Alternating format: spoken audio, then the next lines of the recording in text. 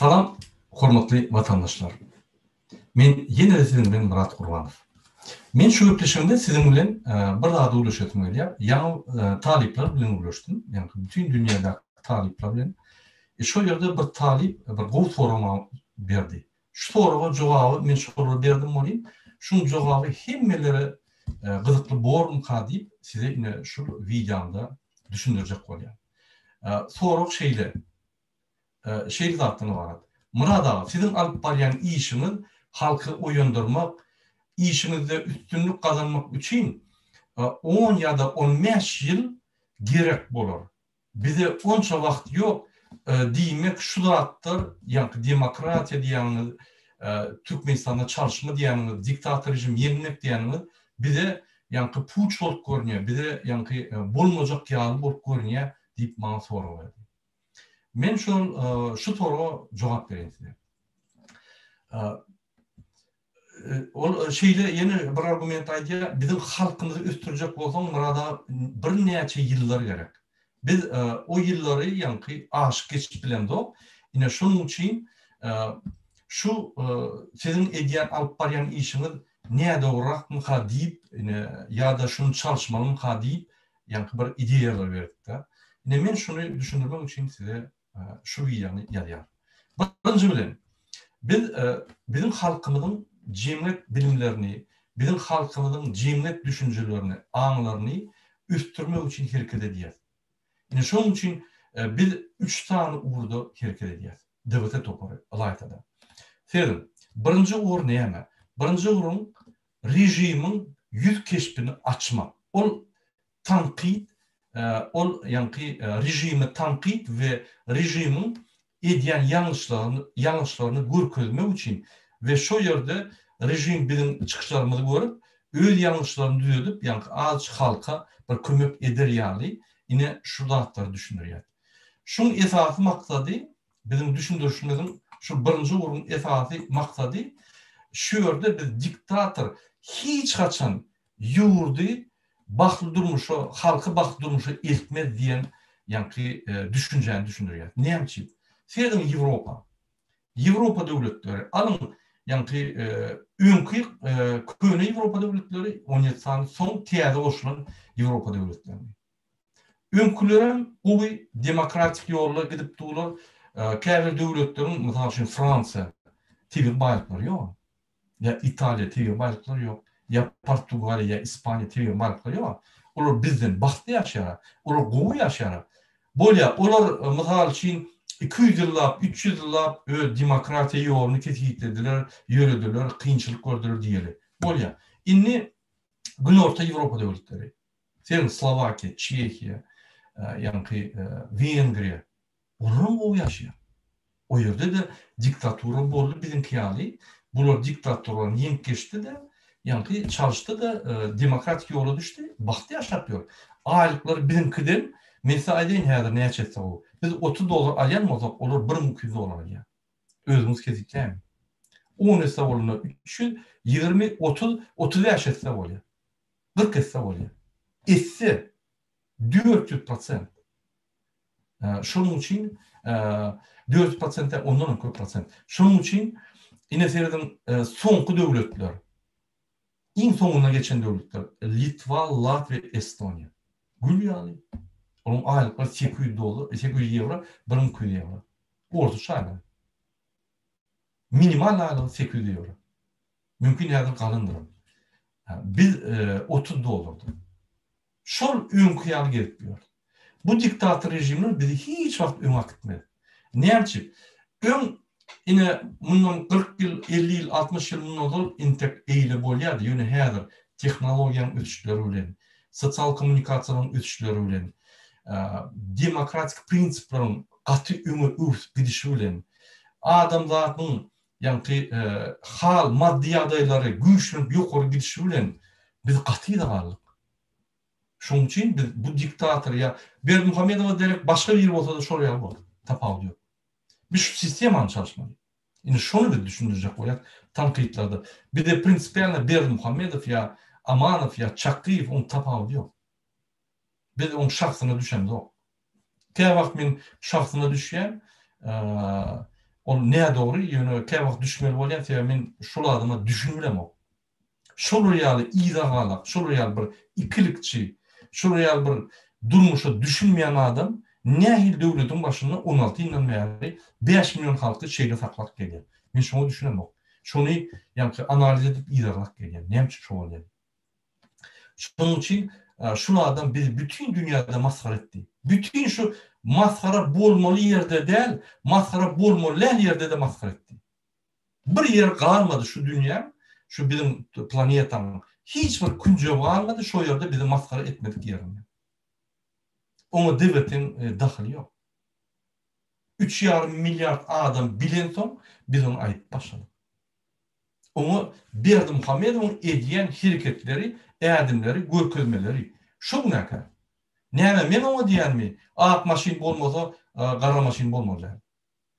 Onun aklına gelýär ya bir aýdyp tumun yıkacak bolup. Ya men ona diýen mi? Bankalar bolmaly. Ya men ona diýen mi? Itin şekilleri bolmaly, itin medallar bolmaly.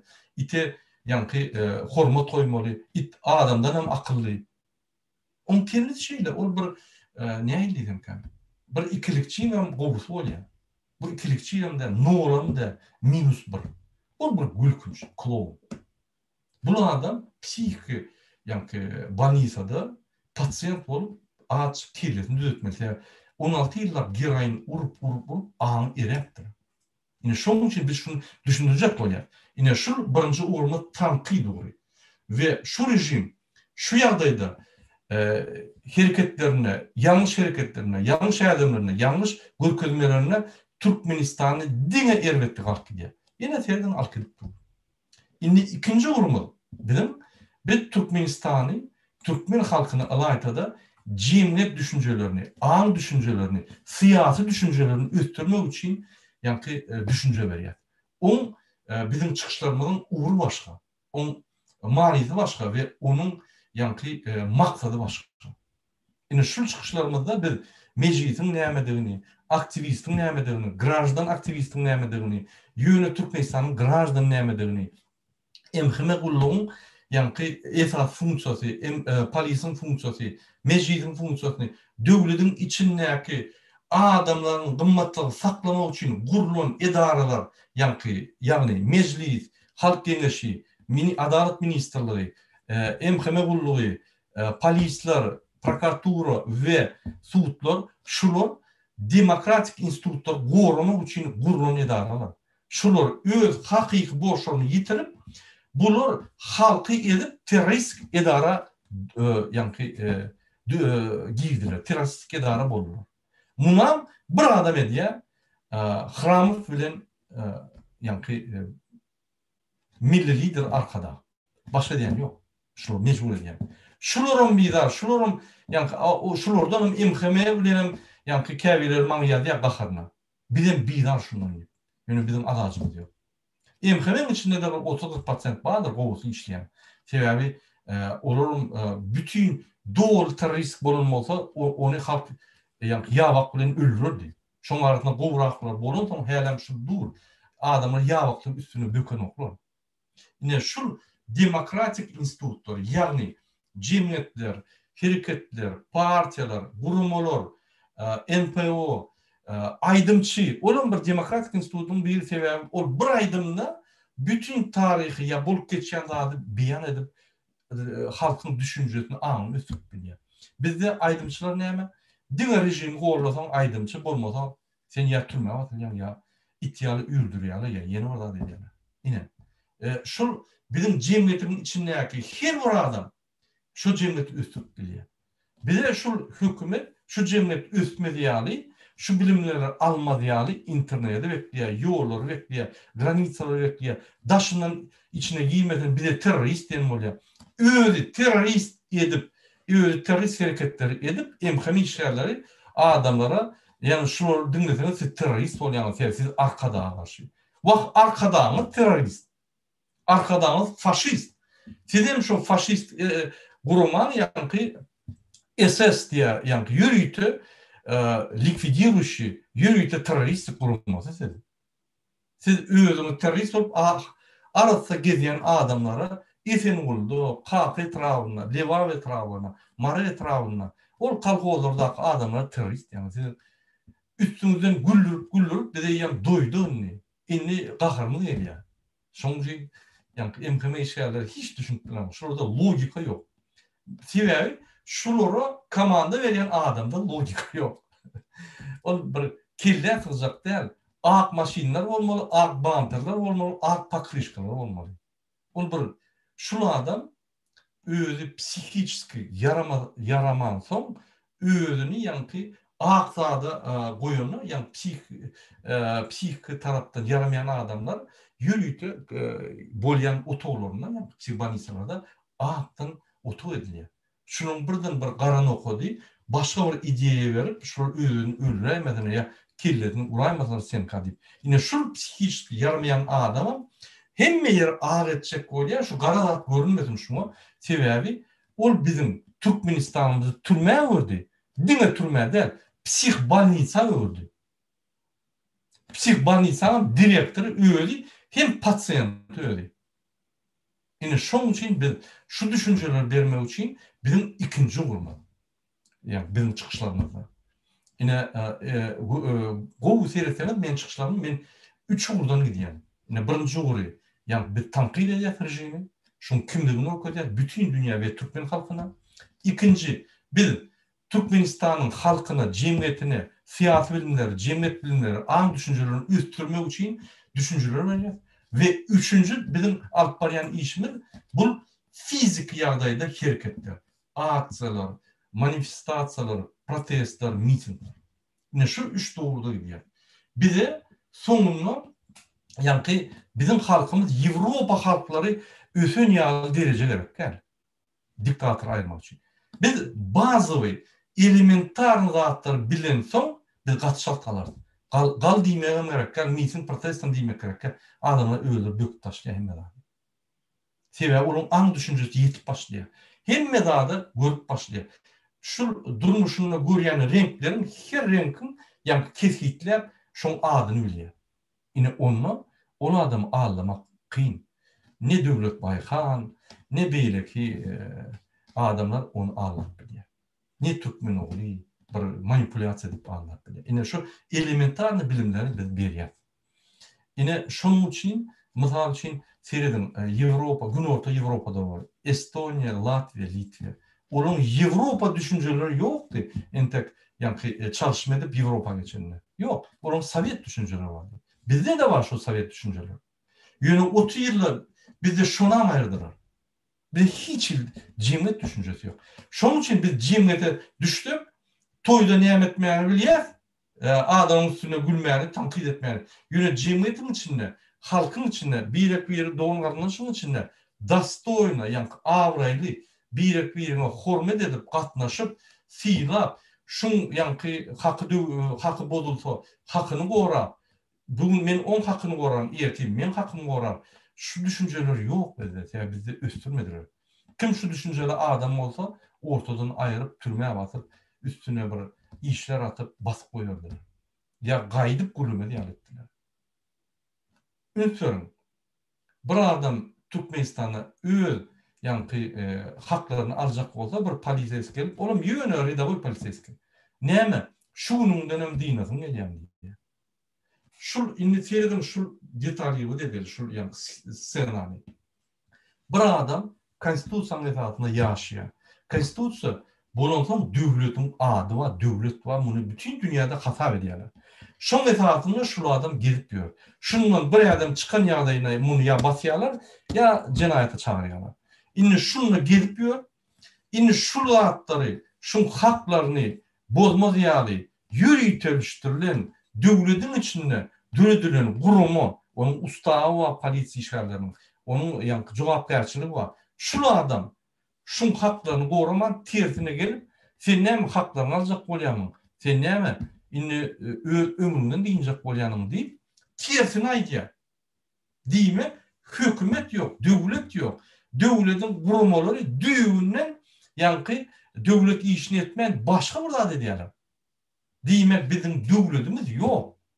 O kağıda var da özü yok. Bir yani özüne milli lider diyen onam vatan yalan haber programmasyny aýtdyrýan adam mı? Samozvanist diýýär. Öz-özüne at koyup samozvanist. Ine şuraya samozvanist öz-özüne at takyp milli lider edip nähili milli lider bolýar? Ferdelin.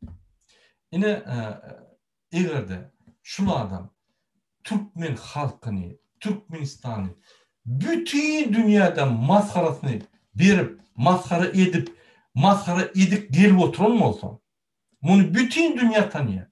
Bütün dünýäň halkara gurulmalary diye Türkmenistan şu dünýäde, şu planetada en yaman yaşamana yer dip ofitsialny tehditler bolur. Bu adam bizim iqtisadiyetimizi yıkıp pudokları yıkıp beznadежно inni.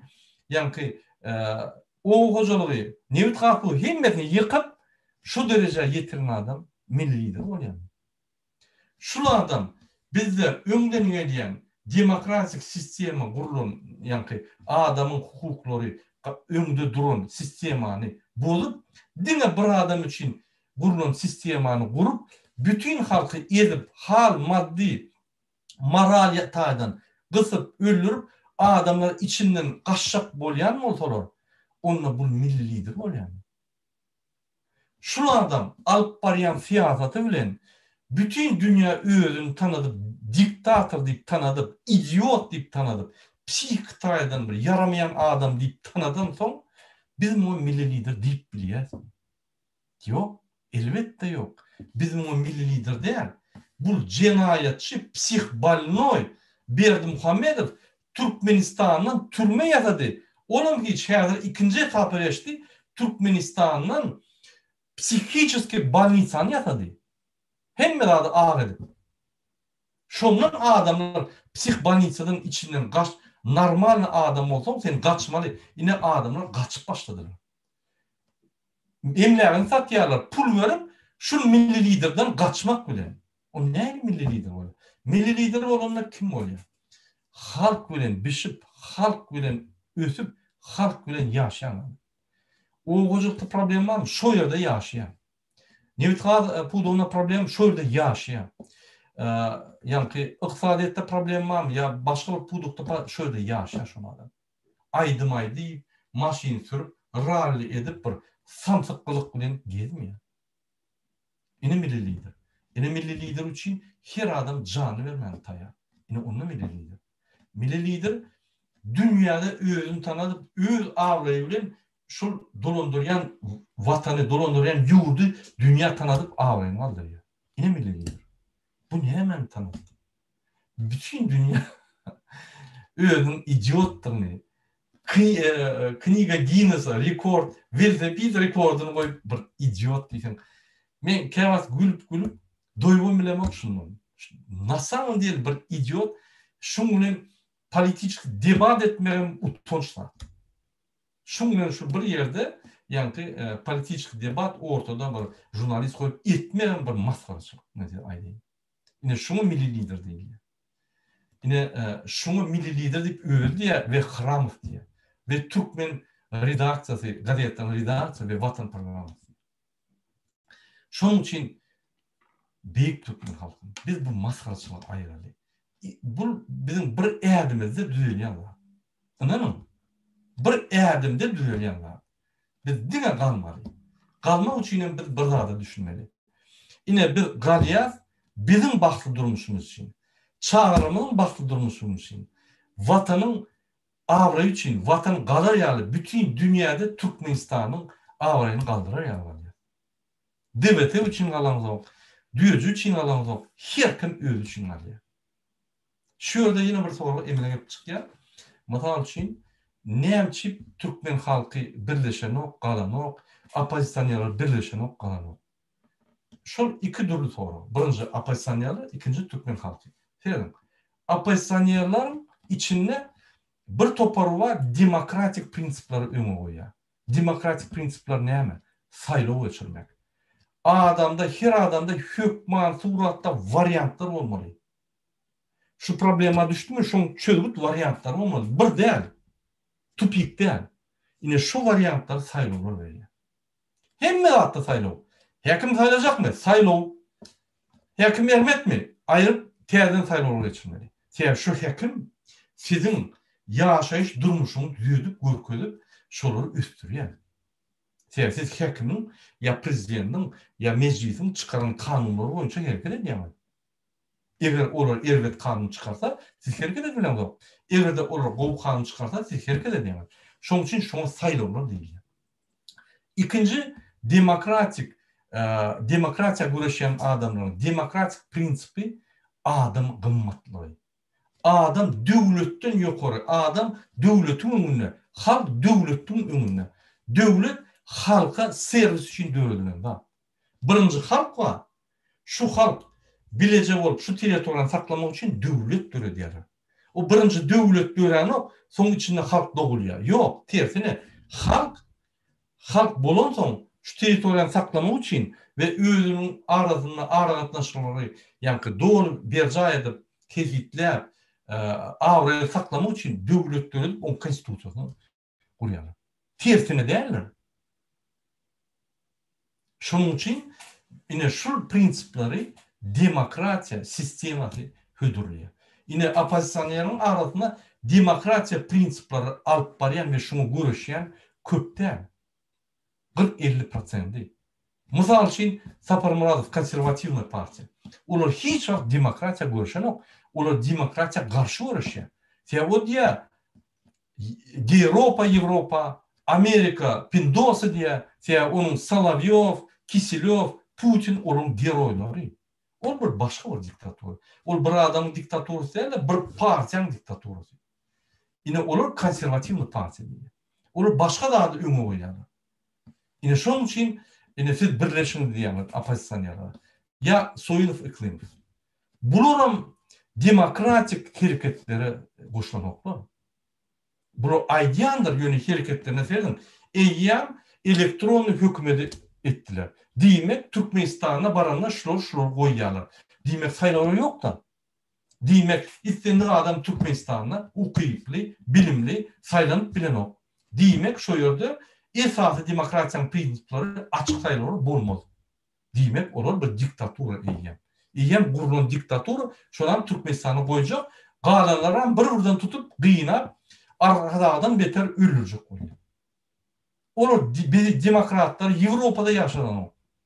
Bizim üstümüze YouTube keylerini Türkmen olma atıyorlar, atıyorlar, agent diyorlar, beyni diyorlar. Onu barazım ne ederler? Huday dakladım. Luç arkada kaldım. Bu ne olsa da bu hareketler düşünüklü. Bu karşı görüşmek düşünüklü. Bu ne olsa da inanın ben Berdi Muhammedova hormat koyamak. Yani bir zadını bellek geçirdim ile. Ya köp tanqid ettim. Şun bir zadı katı güçlü zadı bellek geçirdim ile. Şu adam niyaz fiyali tohumun kıramam. Şu adam ne olsa da Hudaydan korkup açık liniyası var. Hudayın ona varanlar. Yine şun yani eden ervetleri Niyazov'tan has bez. Niyazov tohumu özün kırıp yani diktatörün en bir ervetti.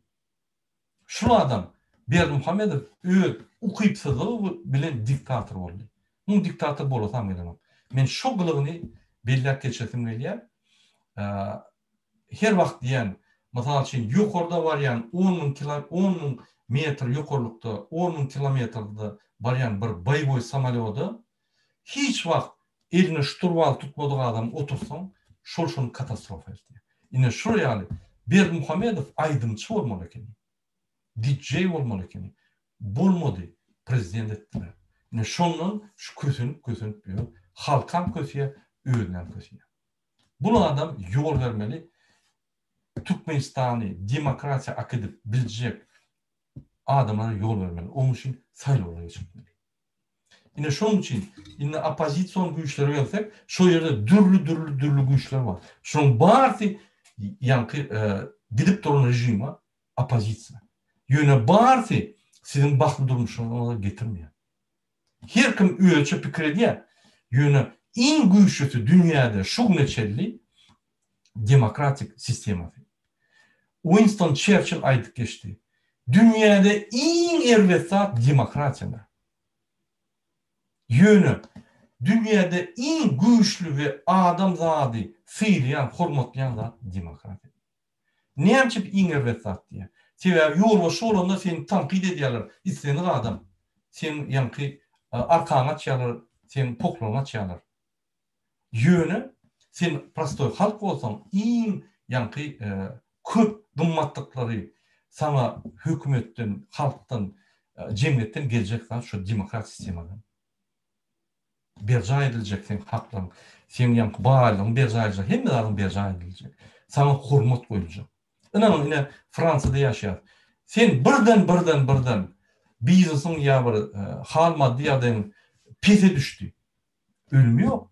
Sen barýan sotsialın ýanky sotsialın assistenti aýdýan şunu men biznes edýärdim, bankrota düşdüm. Men ýagdaýym elbet derrol sana çäre görüp, ýa pul kömegini edip, kwartiraňy töläp, sen çykarýan şu ýagdaýdan.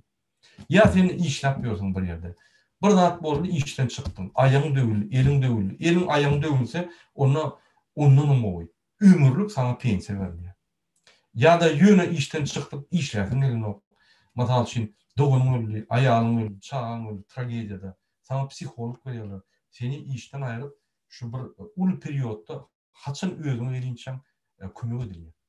Sen ýa jemgyýetden çykyp taşlanyň, ine şuňa ösen jemgyýet. Şuňa adam gymmatlyklaryny berja edýän, hormat goýan jemgyýet. Biz bu jemgyýete barynça bize ýyllar gerek. Ýöne şu jemgyýeti ýanky bir ädim edip diktatura edip täze ýola başlanmada bize köp ädim gerek, bize bir jaýym gerek. Ine şondan mesediýän galmaly. Inni opozisiýonlaryň arasynda men düşündirdim, näçe birleşen ok. Sebäbi demokratiýa görüşýän adamlar birleşjek bolany birleşdirýän. Ine demokratik geňeşik döredildi. Inni beýlekler birleşdirjek bolsaň birleşdirmiyor. Ine Türkmen halkyny seredildi. Näçe şu birleşen ok. Sebäbi Türkmen halkyň düşünjesi, aň düşünjesi, jemgyýet düşünjesi, bir gorlamak, bir partner olmak, birini ýanky arkasyna durmak, jemgyýet prinsiplary ýok. Bunu üstürmediler. Gaýtyp biz ünsveren bolsaňyz 90-njy ýyllarda, 80-nji ýyllarda goňşyň bir zatdagy edeýeti ılgap baryp, kömek edip, hyzmat edip, gorlap, ýa tanımayan adama gelse, kıyın bolsa gorlap neme diýerdik? Inni gorkýas, inni edem zor. Ya provokasiýa mümkin, ya ýene bir zat. Bizim hal maddi ýagdaýymyz elbet. Bizim düşünjämiz pes. Bizi şeýle bir düşünjesi şeýle bir wyjdansyz, wajib, wyjdansyz, namsyz adam etdiler. Ol diktaturan işi. Bizi neutral ve maliýal etmek. İstenin ura kop bolýar. Ine şoň esasynda bizim jemgyýetimiz ösmedi. Ine häzir şu bilimler alıp ösküp otur. Serden daşary ýurtda. Türkiýanyň, Rossiýanyň adamlar oýunup jemgyýet ýanky bilimleri alıp başladylar. Ine sunup daşyp da sunup Türkmenistan'ın sunup ösüp başlady. Daşyp da Türkmenistan'ın medeniýeti ösüp başlady. Ýöýte çatlar var. Men gem görýän meni goşýarlar, görüp bir goýan ynanmar sana. Gaty goýan. Milli bolsun, ýöne Türkmen bolsun, össün, durmasın. Sebäbi biz ösüşdi, bütün planeta ösüşdi. Bizim ösmeli, bizi bu türmede saklanýaly, köň asyrda saklap bolany. Biz ösmeli. Biz bütün dünya ösen jemgyýetine giýirmeli. Biz onun içinde der, biz has daşda. Şoň üçin adamlar birleşmek diýeniz, edil adamlar birleşip bilenok, bilimler pes. Seredin Ýewropa. Bilimler ama hemme adamma ýöne bular egoist. Her kim özçe. Seninle probleman bolsa kömek eder, ýöne goşulmaz. Mysal üçin maşgalan arasynda problem goşulmaz. Durur, imsin. Ona sebäbi sud wa, ona adwokatlar wa, özüňiz çözüm diýilýär. Egoist. Ýöne haçanla bir problema bolanda beýlik adamlar risk galýar. Näçe şu bolýar? Sebäbi şu zatlar şu adam galanna egoist bolsun, beýleki bolsun, başga partiýa bolsun galanna şu öz haklaryny goranna menim hakkym gorulýar. Menim bile galsam bile hakkımızı korusak, bile adamın haklarını koruyar. Bunun yankı görüşte birleşiyor. Yine menem size maslahat veren görüşte birleşiyor. Şu diktatora karşı görüşte kim birleşen olsa birleşen. Tapağın yok. Sen Soyunov ol, Iklimov ol, sen Dövlet Bayhan ol, sen tapağın yok birleşen. Eğer de hakik görüşen o zaman. Yöne adamın üstünü başka tarafa akıdıp, manipülasyon edip, adamın yankı üstürmen başka tarafa akıdıp, emhemen işlerini yerine getirip yanmazamız, olurdan pul yanmazamız, koşulmam diye. Biz ona karşı uğraşıyoruz. Şunun için yine şu soruda Nemçip Türkmen halkı birleşenler, siz adamla birleşip, galstuk takıp, hemmeti ya bir znaçok takıp, stroy yürüyüp, yankı diktatörü yıkacak olamaz. O tiyade diktatörü. Yok. Adamlar azat olmalı. Her bir adam azat. Özüçü, öz pikirçi olmalı. Yönü adam kımmatlıklarını korap bilmeli. Sebebi adam kımmatlıklarını korusa, özünküsünü korusa, onu hemirenken korulur. Bir özünküsünü korap başladı, birliksem yanına varıp, özünküsünü korumalı. Biz kaçanla kalın değilsek, men adam kımmatlığımızı korumalı. Yerlikli menki. Yeterlik yadayda. Men kanunlarım, men haklarım bozulmak berdi. Bozulun bir yeri olsun, jandarm olsun, polis olsun, mer olsun, tapağı yok. Gün suudaktı diyen. Men sebebi ettirmem. Hiç kime ettirmem. Meram, nimetten, meram seni suudak gider. Annem şu Türkmenistan'da bulunmak şu. Konstitusya, Fransan konstitusyanın, Türkmenistan'ın konstitusyanını seyrettirsen, kıtlattır diye. Annem şu Türkmenistan'da bulunmak Fransa'da oluyor. Sebebi berdi. Dövletten hem yukarı yankı adam kımmatlıkları. Seyredin Macron'a şartlık verdi bir adam. Yani Macron ondan ağrıya açtım yok. Ama kaçtı bir kımlık. Ya Macron prezident olmadı mı? Yok. Yine halk prezidente de düşündür. Ya gerek olsa vurursam, gerek olsa ayırarsam, sayıları geçirim edersem. Yine şunu anlattım. Türkmenistan'ın prezidentine seyredin. Yığınak geçirdiğinde yüzünü seyrettiren oklar. Oraya bundan Hudaya, diktatora değil, Hudaya tadırlar. Biz niye var ya? Biz 12. asra var ya. Padişahlar var ya. Gerek mi şu size? Gerek mi şu sizin çağrılmalı? Onu ne yapıyorsun? Onu hareket etmeli. Her kim öz yerine bir kişi adım etmeli. Ben aydık geliyen. Seyredim. Biz diktatör ayarımızda, diktatörünü ayıran günümüz, biz şu günü baktı olmaz. Şu günü düğün kuyundan kovuyor. Sergitler açılar.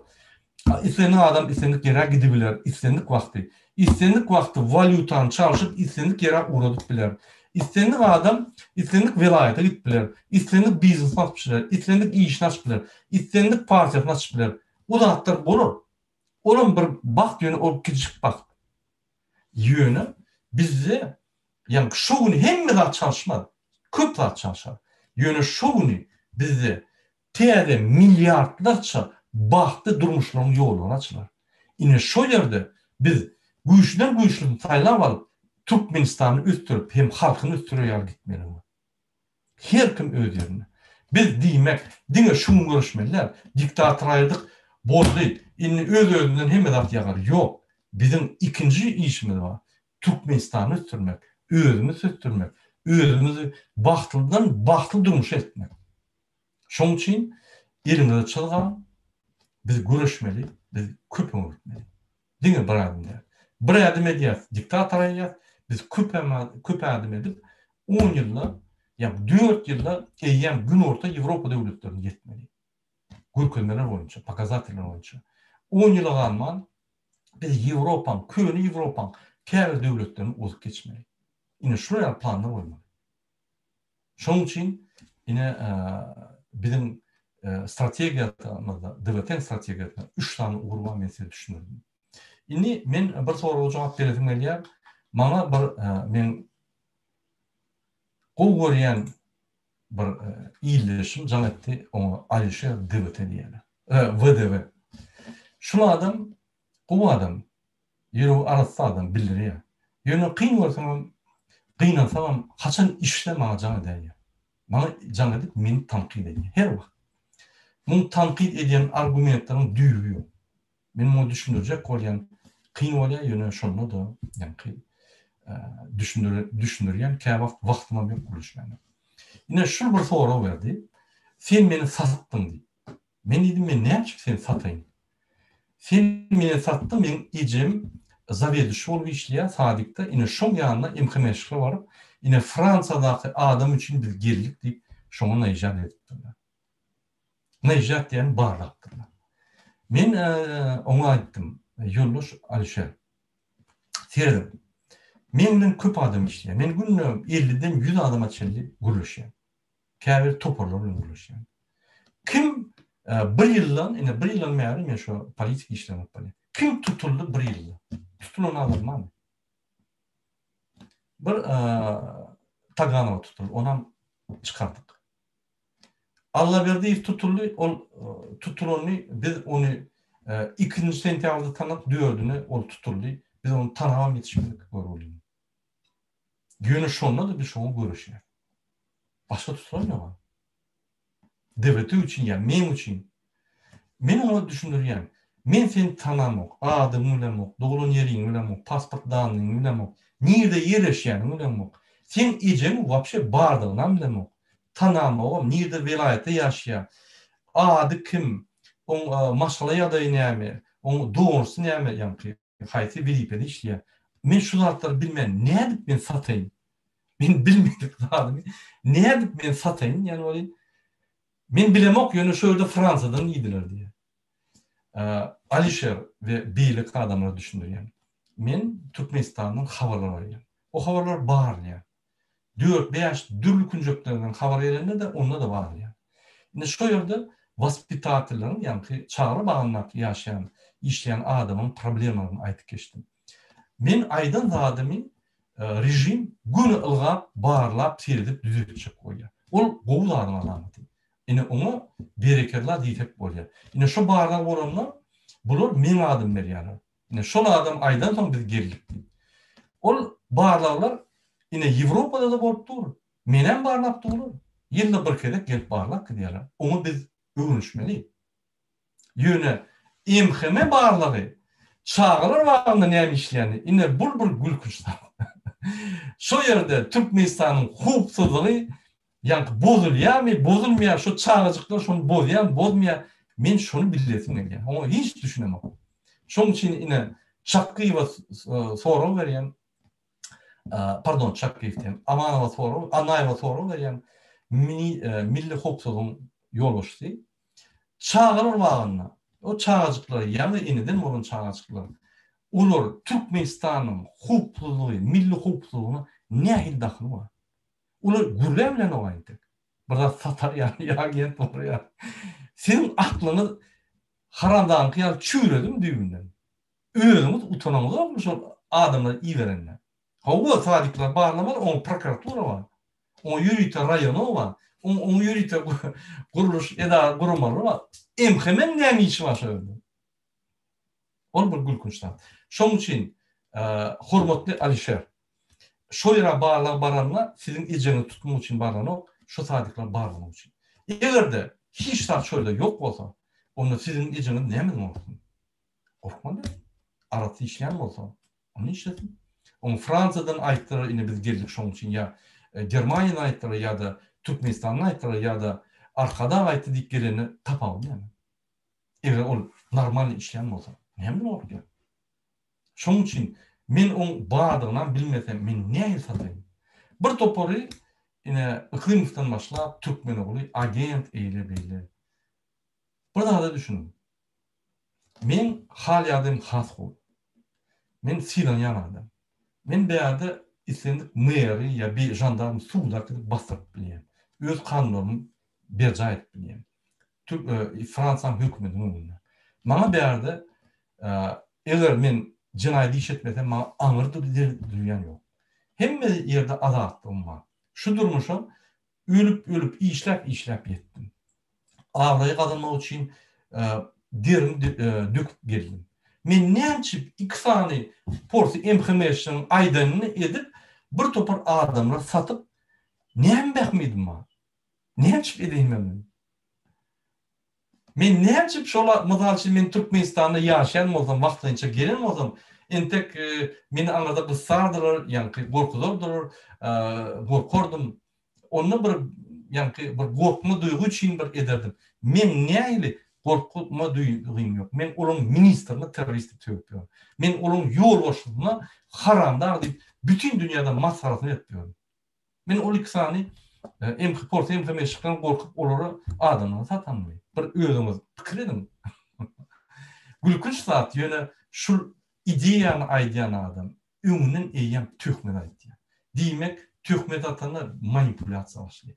Diýmek DVT öňe gidip DVT öňe çykýan bolsa şunu ýatyrmak üçin hem hereketler edýär. Häzir MHM'nin işgärleriniň köpüsi DVT garşy işler.